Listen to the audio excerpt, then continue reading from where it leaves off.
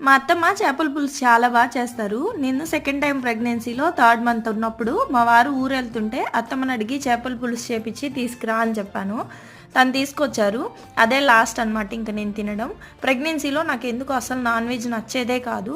First time అలాగే ఉండేది, కానీ డెలివరీ అయ్యాక మాత్రం బాగానే తినేసేదాన్ని.